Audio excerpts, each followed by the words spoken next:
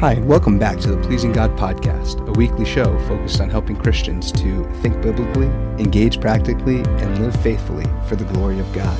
I'm your host, Jonathan Soul, and it's Friday, and today is another installment of Imperfect Marriage.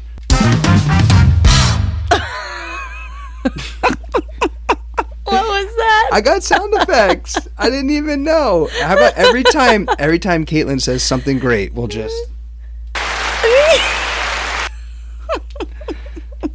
That caught me off guard. Oh, sure. And as you can tell, I'm with my co-host, Caitlin Soul. Hey, what's up? Nothing. I feel like I'm a letdown after that intro. That was pretty great. Caitlin steps in. Crowd goes wild. All right. Oh, goodness. You got anything perfect to talk about? Well, no. I've got a lot of imperfect things to talk about. Yeah, so do I.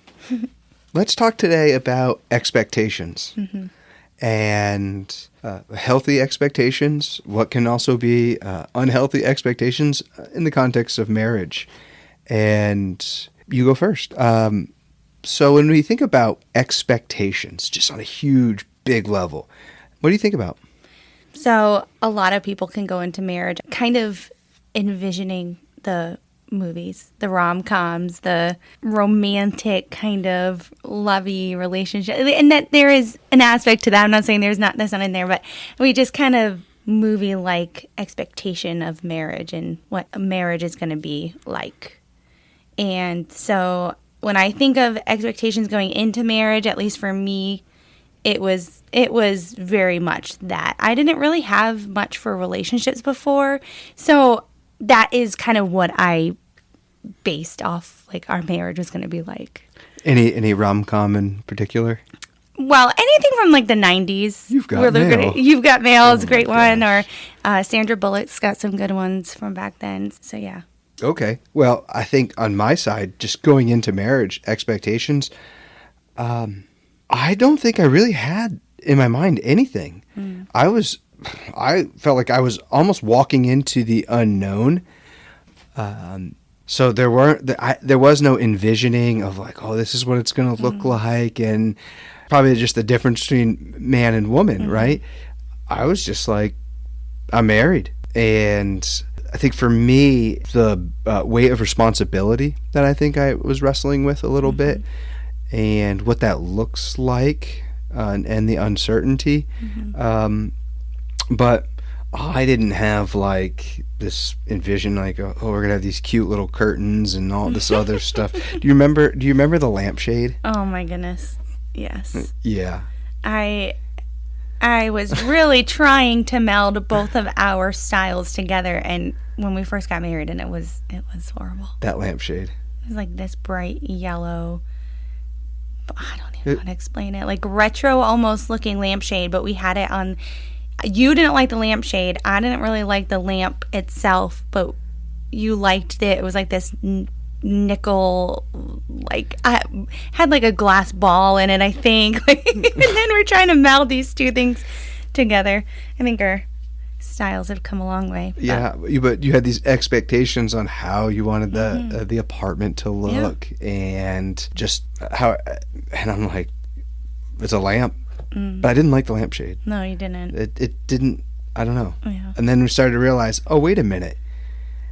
You kind of have these expectations, and I'm a little bit of just kind of roll with it, whatever at the time. But if we're not communicating well, expectations can turn into tension.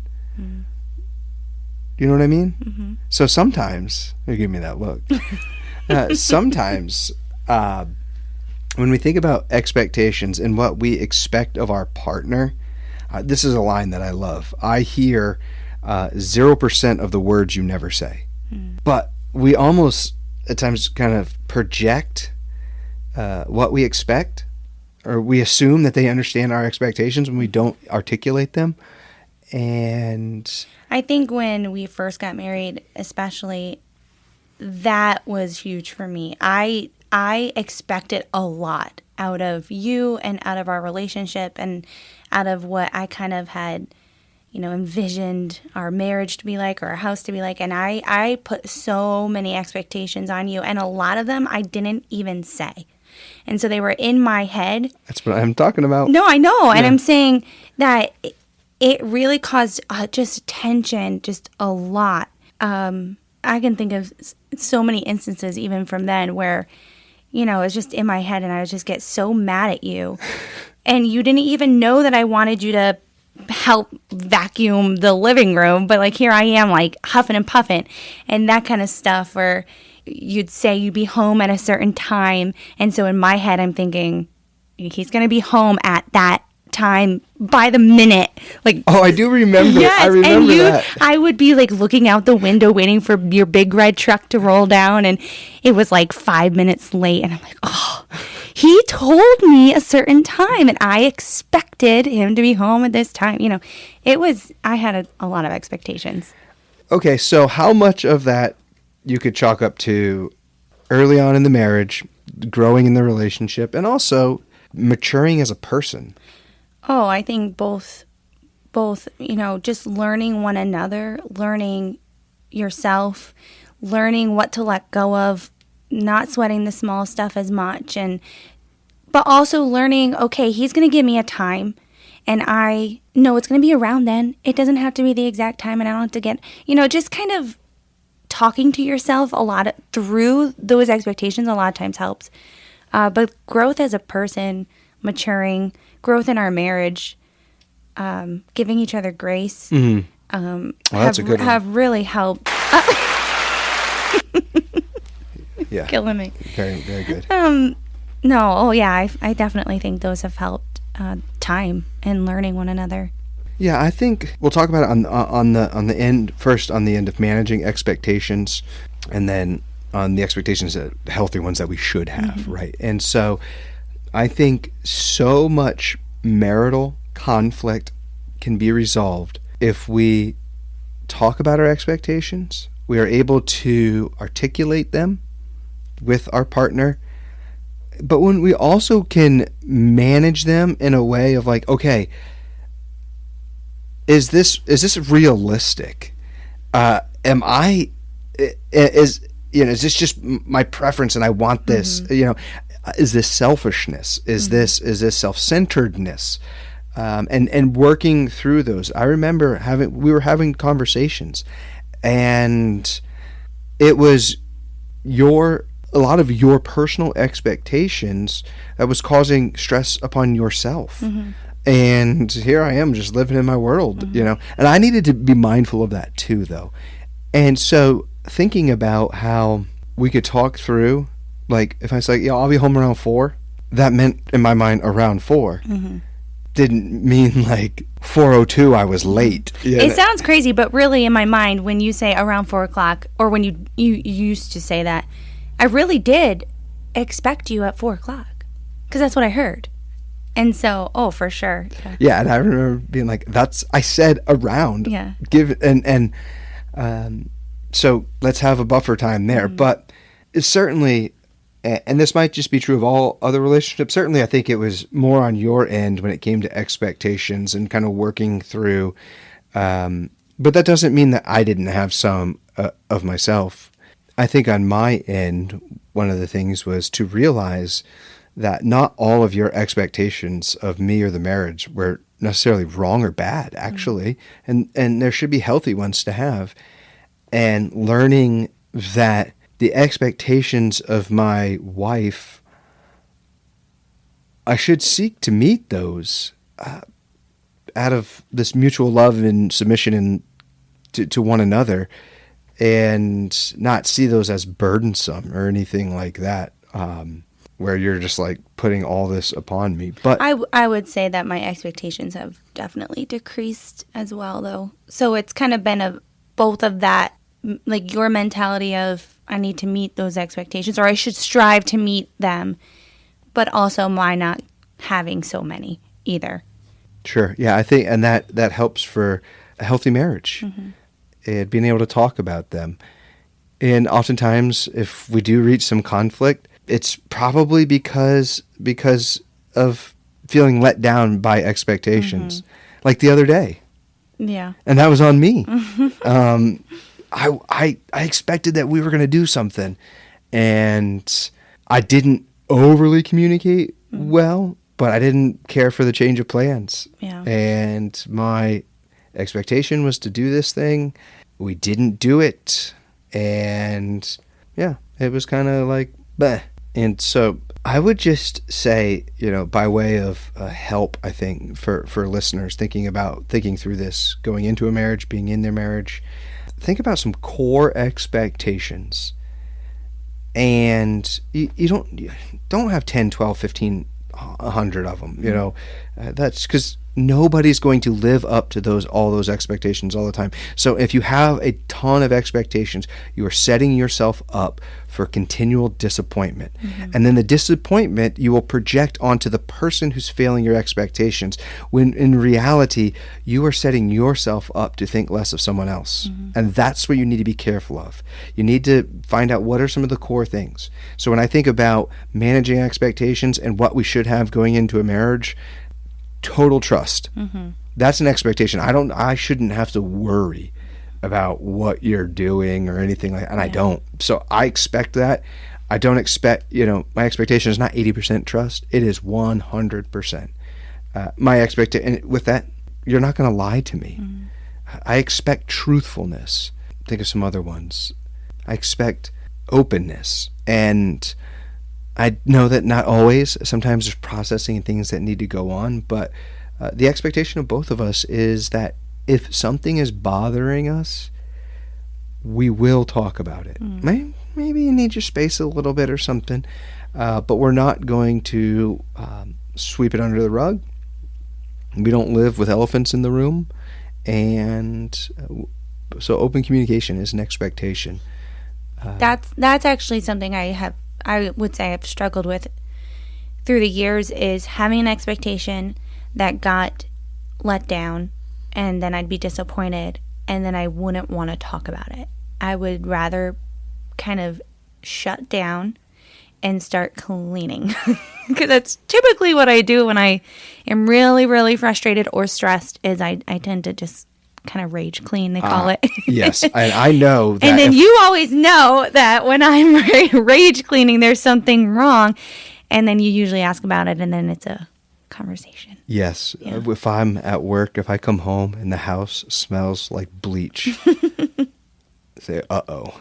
Not always. No, I do enjoy a clean home anyways, but yeah, a lot of times that's kind of my default, is I can't control this situation, so I'm going to control my house. And sometimes our expectations are these scenarios that we create in our mind. Well, yeah, for sure. And we just expect our partner to be the mind reader. Right. Especially, for me, looking back in our relationship, a lot of that happened at the beginning of the relationship. I had this kind of picture of what our life was going to be like, and he'd come home and he'd help with dinner, and then we'd clean up dinner together, and we'd chuckle, and we'd be cleaning dishes together. And like that, it didn't happen, and it wasn't happening. And I kind of had an understanding of like wifey roles and husband roles, but I kind of just assumed we would all be just doing it together, and a lot of times it didn't. And it's because I had envisioned this one thing in my head, and so it kind of set me up for, like, when it didn't happen, I had this huge, like, and really that kind of lingered for a long time in our relationship. Like, he should help with everything. That's just not how it is. And so managing that has really helped. Yeah, for sure. And it's certainly, in managing some of those things, helped there to be more peace in the home. And, I'm grateful for that. Often, I think some of the areas, though, because we're talking about a lot of just Caitlin managing her expectations of Jon. But there were some good ones, like when it came to being thoughtful on special days. Oh, man, that, like, was nails on the chalkboard to me. Like, there's Mother's Day, and then there's like Wife's Day, and that's Valentine's Day, right? Yeah, and then that's what it was. So you have Christmas, and then from Christmas you're like recovering, and you're like, all right, I understand gifts and Christmas, and then after Christmas comes Valentine's Day. It's like, man, that's pretty close, and then we have our anniversary. And I was like, well, we can just like mix this all together, and then from our anniversary it's like, oh, first day of spring, and then it's like, oh, the tree's budded, and then April Fool's, and you start going through all these special days. Then there's Mother's Day. I understand that's actually a really awesome day.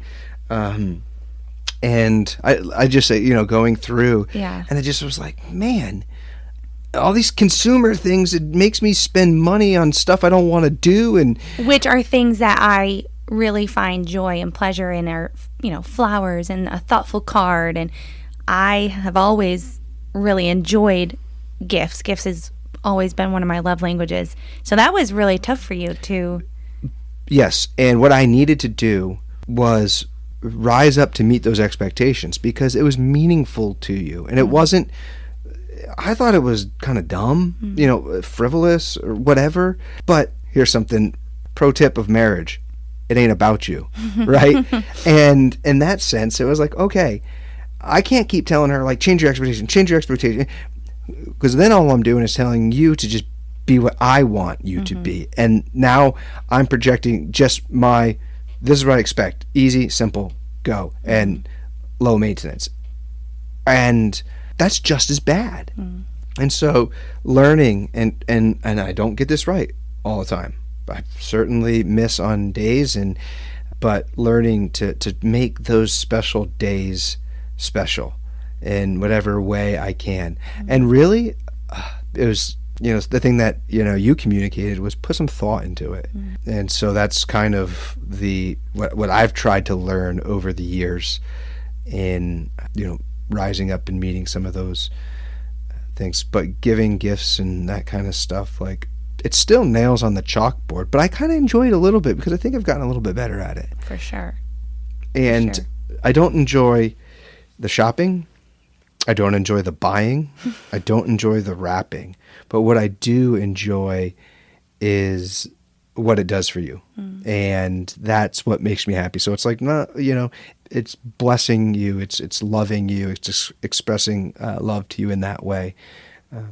And it meets some of your expectations, which I want to do. Yeah. We I think we should want to kind of know our person so well and want to make them happy. And we shouldn't, here's a recipe for disaster, is if you're always looking at how your partner is meeting your needs and expectations, and you're not thinking about how can I meet hers or his.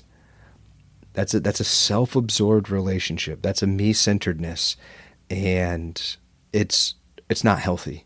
So we need to be, at the same time, we need to have our needs met and some of our expectations. That's the other thing. What expectations are needs and what expectations are wants? Yeah. And create some of these categories here and understand, all my wants aren't going to be met, but your needs should be. And I think that's important. Just a little expectation that I think you have is you expect there to be condiments in the fridge. Ketchup, mustard, they should be there. Or salad dressing, it should be there. And there were plenty of times where dinner was pretty much on the table and there was no ketchup to be found.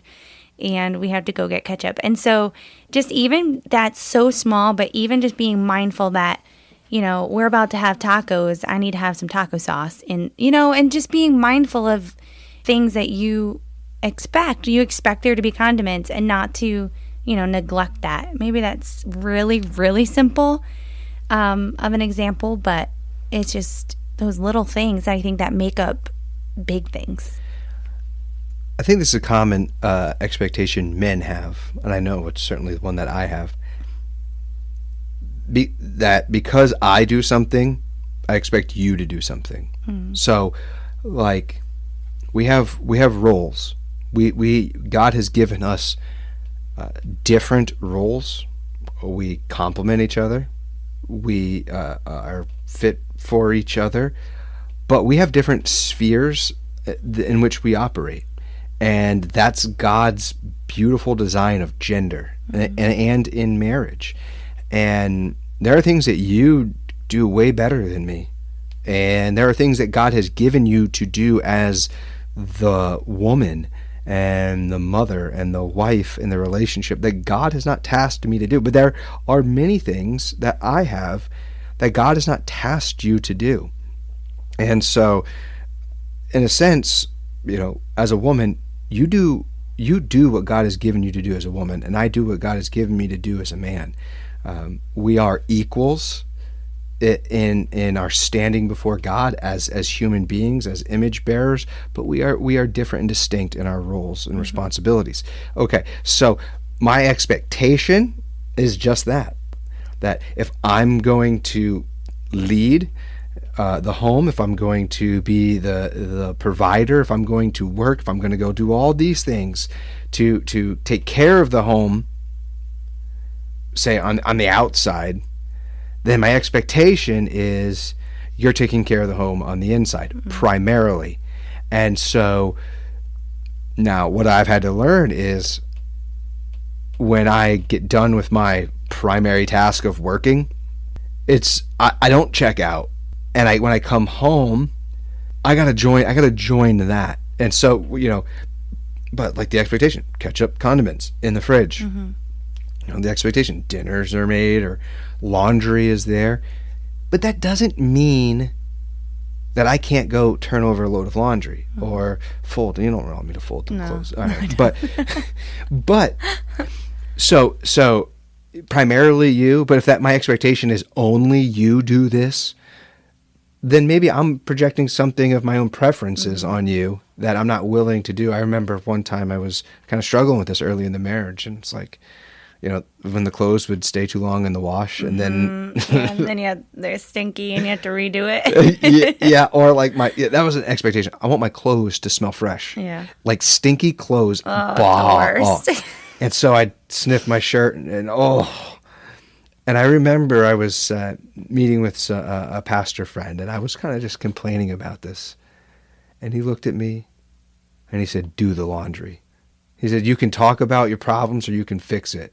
And he was like, "Don't complain." I was like, "Oh, okay." And I was like kind of thinking like, man, maybe he'd help me support me a little bit. And that was just, I think about certain expectations in that way. But it's good to have them. Trust, communication, faithfulness, consistency, being a helper. Just that doesn't mean you have to do all the tasks that your partner does, but just coming alongside and just, hey, let me help you. I've said this before to you, but that because I usually try to do a to-do list, I don't always do it, but when you've looked at the to-do list and you've said, hey, like I can help you with this, this item on your task list today, that speaks volumes to me. And that's like, hey, he's meeting me where I am. He sees all the things that I have to do today, and him just saying, hey, I'll take that off your list today. Or, I see you're doing this. I'm going to take the kids outside and play with them. Or just those little things. I think earlier in a marriage, and even in the middle of our married years so far, I think my expectation was he needed to be there for all of the things and do all the things and help me with all the things.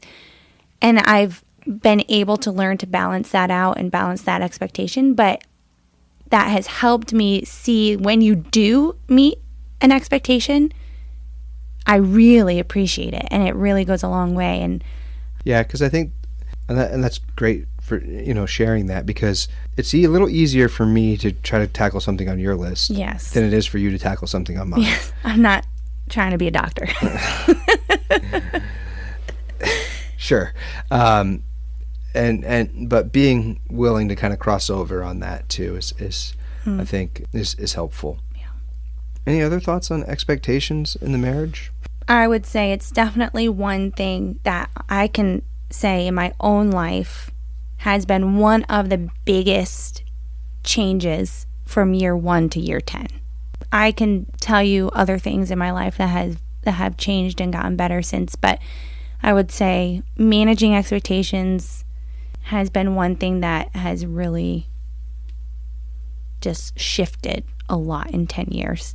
I'm thankful. A lot of that has to do with you and your growth as a person, my growth as a person, and my reliance more on the Lord, and giving things to Him that bother me, and not always feeling like I have to like hold it in or give it to you, but giving that to God and letting Him know what my disappointments are and expectations that have been let down are, and it's really helped.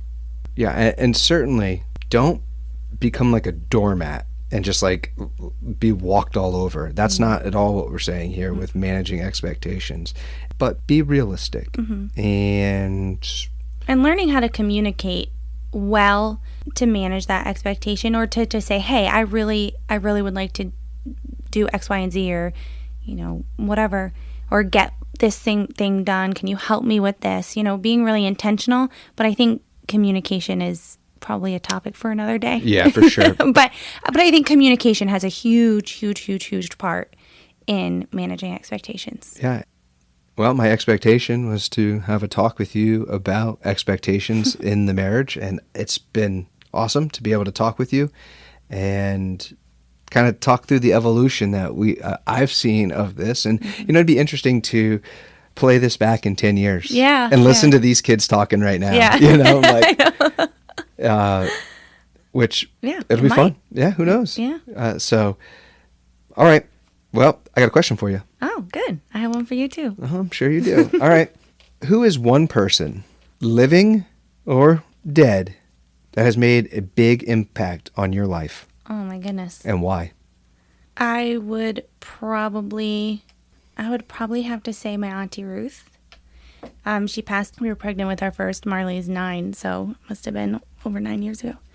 She was a family friend. My parents were really close to her and her husband, and we had a great relationship just growing up.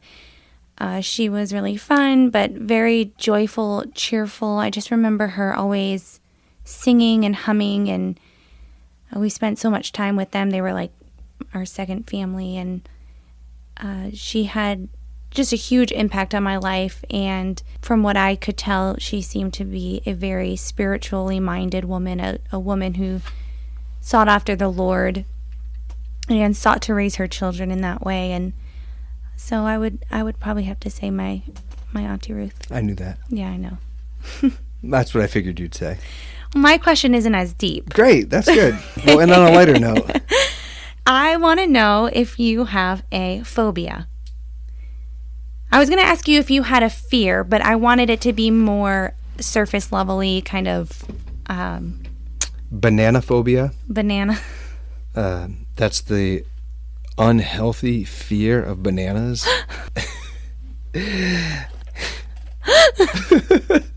Like, if hell was the lake of bananas, it would be the eternal torment. We're gonna get the banana lecture now. No, we're not gonna go into that, but it certainly wasn't in the garden. I do. Is it really a fear of bananas, though? The other day, or just the disgust? Disgust is. I have a fear of snakes. Yeah. A picture of them on the internet gets me nasty feeling. I saw some the other day. We were hiking up at the Mount Cabot. That was the most northern mountain in New Hampshire, and I'm up 4,000 feet, almost at the summit, and there's black snake there, and so snakes and bananas are. There's a reason why bananas were not in the garden, and Satan takes on the form of a snake. Okay. So, if you, as a Christian, hate those two things, then you can be buddies. We're good. Yeah, both represent evil in this world. Oliver and Hazel were playing outside earlier today, and Oliver comes running inside. We saw a snake. So we all went outside to try to find the snake. We couldn't find it. And then he was like, I gotta go tell Dad. Oh, I was like, don't go tell Dad. No, worms that are too big are kind of suspect. Yeah. So the fear is snakes. Yeah. The complete disgust is for bananas. Bananas. Yeah. Like texture, smell. We've gotten to the point where you allow me to buy bananas for the children, but Well, it came down the other day, and Natalie had some cut up on her plate, and I didn't say anything, but I was feeling really like, and she sits near me. I was actually surprised you didn't say anything. Because they were getting pretty ripe, and so they were really potent. Yeah, they were. Yes, they were. I smelled them like halfway down the stairs, and I was wondering, I'm thinking this isn't going to be a good day. And then you went to take her out of the high chair, and there was like a one that had been sitting on her lap for a little while, so it was all brown. It was, but at first, yeah. Oh, yeah. You were like, what is that? It was this little sliver of a banana. Someone asked me, my buddy Mike, we were on the hike, and he asked me because I saw the snakes, and he says, all right, if you had two options, he says, hold a snake for 30 seconds or eat a banana, what would you do? And it honestly was the most paralyzing question I have ever had. It gives you anxiety just thinking about it. I wrestled with that question, and I would rather just go be with Jesus. Like, I don't think I could answer that. I mean, that's not. I don't know. Wow. I don't know. Wow. I would opt for C. Wow. Okay. So, Well, that's good to know. No, it's good to avoid. Yeah. All right. Well, thank you. Yeah. Thanks for listening to the Pleasing God podcast and our episode on expectations and imperfect marriage. Hope it's a blessing to you. And if you have any questions, we'd love to hear from you. You can reach out at questions@pleasinggodpodcast.org. And remember, 1 Thessalonians 4:3, this is the will of God, your sanctification.